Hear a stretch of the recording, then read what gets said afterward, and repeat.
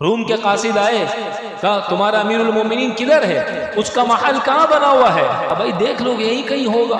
تو دیکھا کہ ایک درخت کے نیچے آپ آرام کر رہے ہیں اور کوئی تکیہ سر کے نیچے نہیں ہے، آدھی اینٹ کا ٹکڑا ہے، کوئی بستر نہیں بچھا ہوا بلکہ مٹی پڑی ہوئی ہے اور آپ ادھر آرام فرما رہے ہیں۔ اس نے دیکھا کہ عجیب بات ہے، ہمارے حاکموں نے، ہمارے حکمرانوں نے اپنے آپ کو بنایا، ہماری رعایا کے ساتھ ظلم کیا، آج وہ خوف میں زندگی گزار رہے ہیں۔ تمہارے حاکم نے، تمہارے حکمران نے تمہارے ساتھ انصاف کیا، آج درخت کے نیچے تنے تنہا اکیلا وہ مزے سے کڑکتی دھوپ میں میٹھی نیند سو رہا ہے اور رعایا اس کی حفاظت کر رہی ہے۔ یہ تو ہمارے حکمران ہیں کہ ان کے دائیں بھی پہرا ہوتا ہے، ان کے بائیں بھی پہرا ہوتا ہے، ان کے آگے بھی پہرا ہوتا ہے، ان کے پیچھے بھی پہرا ہوتا ہے، ان کے اوپر بھی پہرا ہوتا ہے، ان کے ارد گرد بلٹ پروف گاڑی ہوتی ہے، ان کو کوئی تکلیف نہ پہنچ جائے۔ یہ اپنے آپ سے خوف زدہ ہوتے ہیں، یہ اپنے آپ میں خوف زدہ ہوتے ہیں۔